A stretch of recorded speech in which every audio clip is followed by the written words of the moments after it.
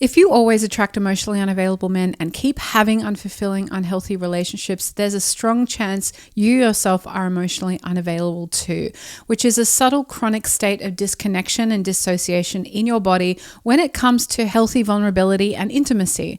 Many women think they're emotionally available yet still attract these same patterns, and when they really dive into themselves, they realize they have blocks to intimacy that are stopping them from having the healthy relationships they desire. The key to becoming emotionally available so you can attract and be attracted to healthy relationship dynamics is actually learning how to regulate your emotions and nervous system when you're attaching to someone. You can probably regulate and be okay on your own when you're single, but when it comes to romantic relationships, your unavailability subconsciously causes you to disconnect from parts of yourself that are essential to building a healthy relationship.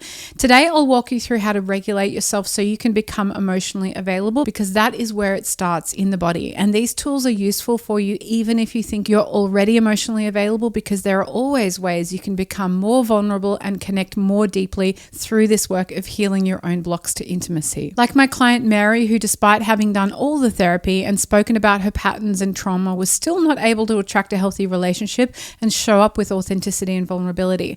Once she learned how to heal the trauma that lives in her body and was then able to regulate her emotions, she became emotionally available to all her relationships, including friendships and family. And if you want help with that, this is the work that I do with my clients. If you're interested in finding out more, click the link to my calendar below so we can see if we're fit to work together inside my program. Now, you attract all types of people, but there's something in you letting in the unavailable ones. And that's because their surface level of preference for the way that they operate in relationship matches with the surface level of the way you operate in relationship too.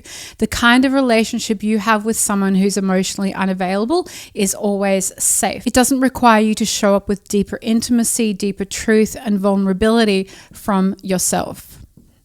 And you learn this surface level way of relating in romantic relationship in your childhood because your caregivers were likely emotionally unavailable too. And this all feels very normal and familiar to you as an adult. But if you're stuck in a cycle of having unhealthy relationships, you have to address your own blocks to intimacy and vulnerability. And that's what we'll dive into today. Think of your ability to regulate yourself in intimate relationships as the foundation of the house that you are, right? Who you are in the way that your body regulates and the way you show up in relationship. When you're raised by emotionally unavailable caregivers, your emotional house that contains all the ways that you regulate yourself, your emotional literacy and resilience, is like a house that's built on sand. There's not enough concrete in your foundation, and this kind of has cascading effects on your ability to regulate your nervous system when it comes to healthy relating and being in relationship. So instead of the resiliency and the strength that your house would need when it's built on concrete, where you can have deeper conversations and connections and you're feeling very strong and resilient, you actually collapse each time vulnerability is needed from you, and you revert to these old maladaptive behaviors like people pleasing or being a caregiver in relationship. Now, if you have a house that's built on sand that collapses easily, the walls of your emotional self, which is the way that you show up to others, the parts of you that meet others in relationship, are often extremely rigid and have a strength behind them that doesn't invite in flexible, healthy, open, vulnerable relating. Instead, you have these solid, immovable structures that are overly built because of this shaky foundation that your house is built on. And they almost act as a way to keep people out from seeing the real you and seeing behind those walls of who you actually are. Because behind those walls is someone who is deeply insecure about themselves and not actually doing well. So the strength here actually needs to be reversed. We need to have a strong foundation here, which is where the nervous system and the body comes into play, so that the walls of your house, the way that you relate emotionally to others, can be flexible and open to respond to them and from them with presence rather than this past trauma of rigidity. So you have that internal security here. Therefore, you don't need to have external security.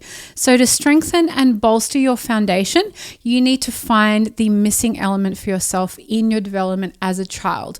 What did not happen for you in childhood to get a sense of empowerment and connection?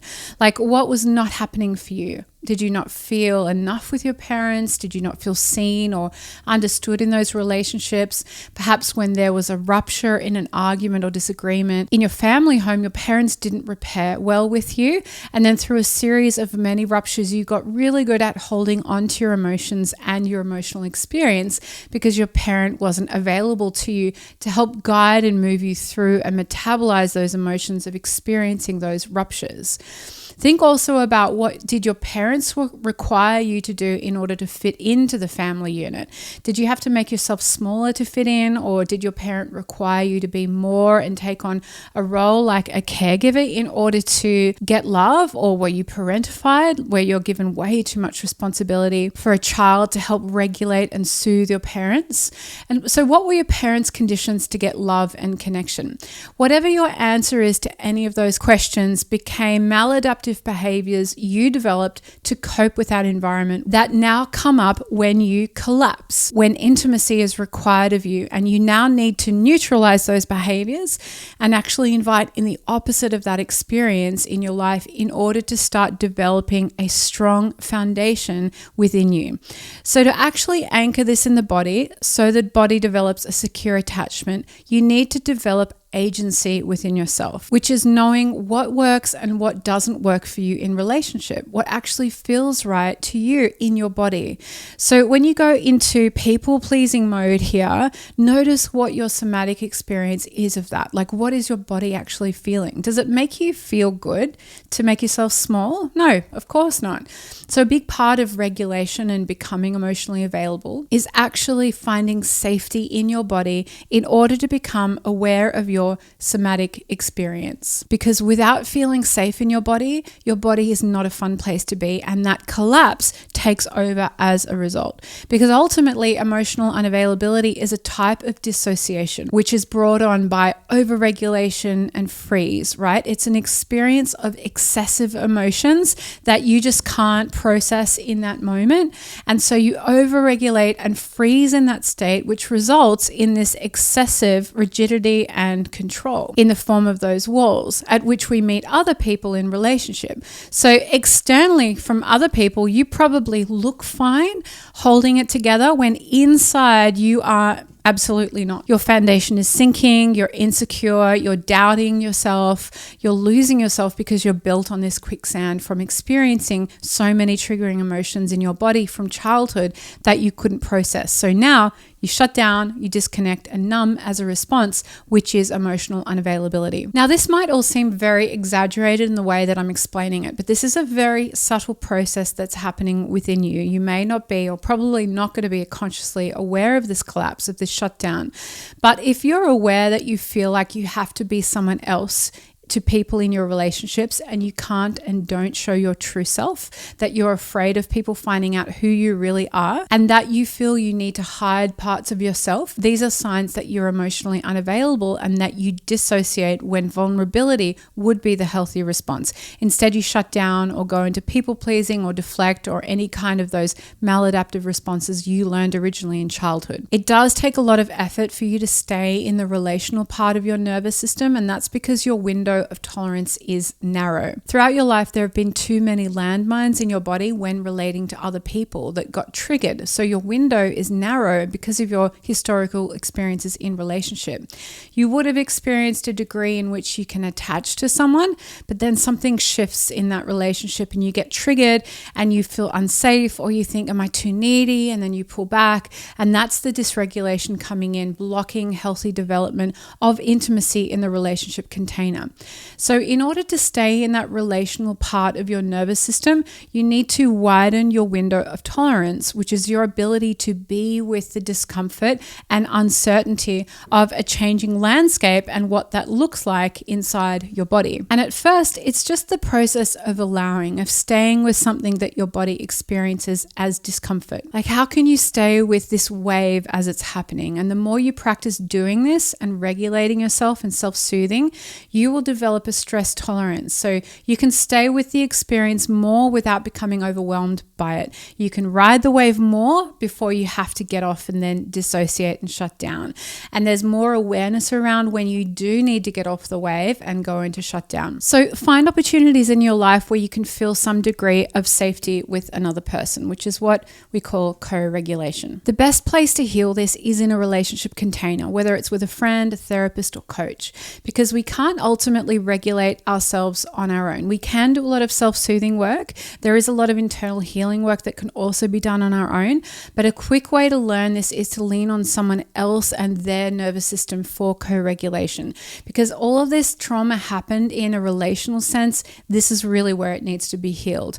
So let your nervous system be guided by a safe person, and in that container where there exists already some safety, start to reveal more. As you start to practice the process of revealing a bit more of the things you hold close to your chest or the things you feel shame around, in that container where someone is holding space for you to have that emotional experience, safety will develop in your body, in your nervous system. Not only in that relationship, but in all parts of you. You will feel more seen and more heard. Also, find opportunities for your own self-reflection and self-regulation. Whether that looks like a creative practice of journaling, voice journaling, which I love, or writing about an experience or creating some kind of meaning, there's a level of safety that our nervous system feels when we create a construct around our experience that has some kind of thread of a story or meaning. We are meaning-making machines, right?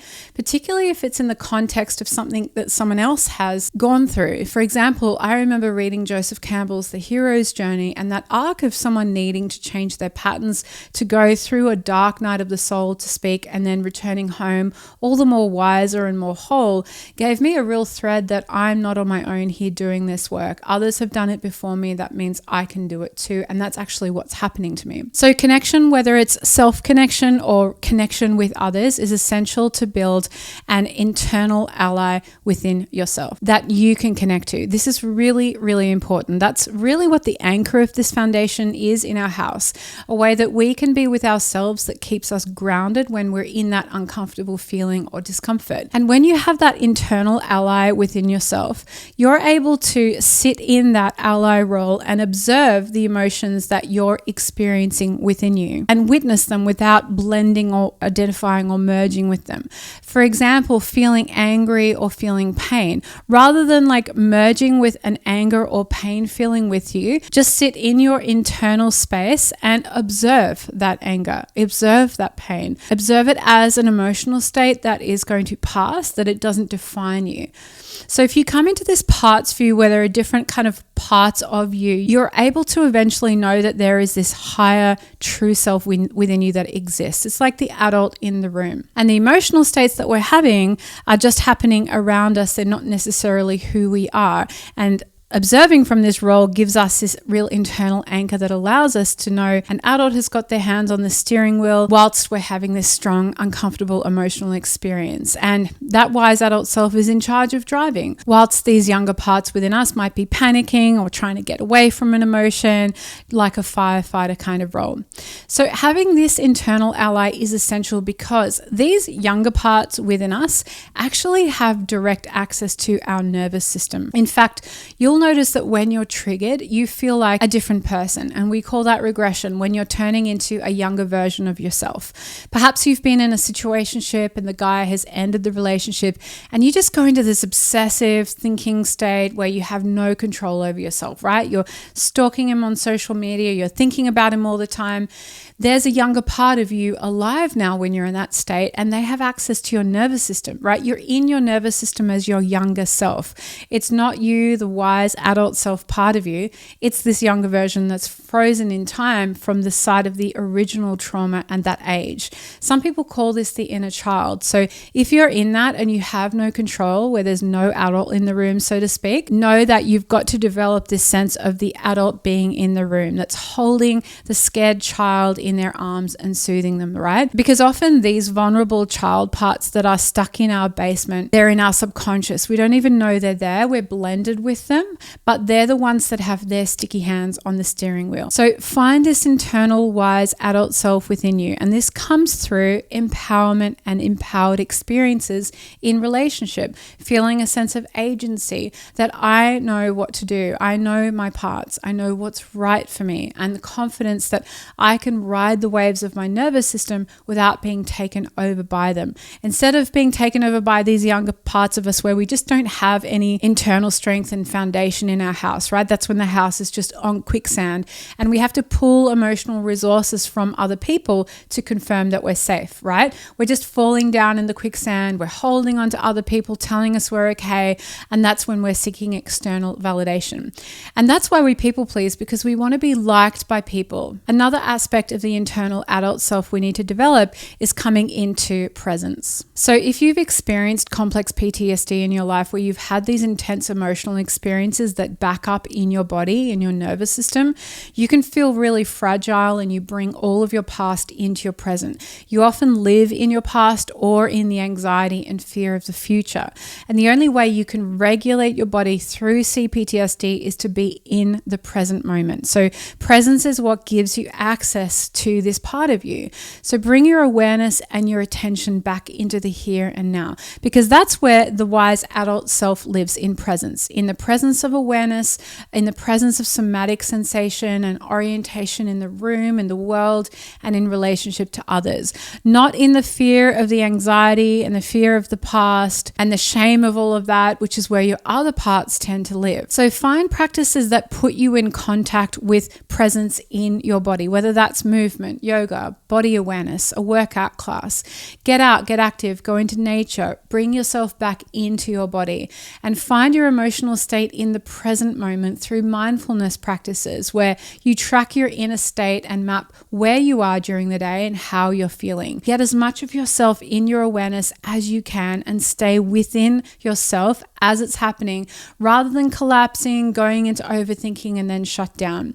This practice will build over time, and a more solid foundation and structure for your house will develop, which means then that the walls you've built up around you with this strength and rigidity that cause you to be emotionally unavailable and to keep attracting unhealthy and toxic relationship partners, they will eventually soften. And within that softening comes a higher level of sensitivity, of intuition, and more awareness, which means that you will start to meet more people. And when you're dating, you'll have a higher degree of awareness when someone else is emotionally unavailable, when they have those walls or maladaptive behaviors that are not in alignment and in the truth with who they are. That strength of your foundation within you that comes from this part will afford you that level of greater and heightened awareness in the way that you relate to other people.